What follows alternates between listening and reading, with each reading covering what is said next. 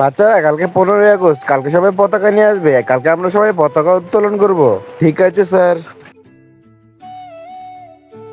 বন্ধু এই দেখ আমার পতাকা। হ্যাঁ বন্ধু দেখ আমারও দেখ, ওর কাছে তো কোনো পতাকাই নেই। বাচ্চারা good morning. Good good morning morning sir. Sir.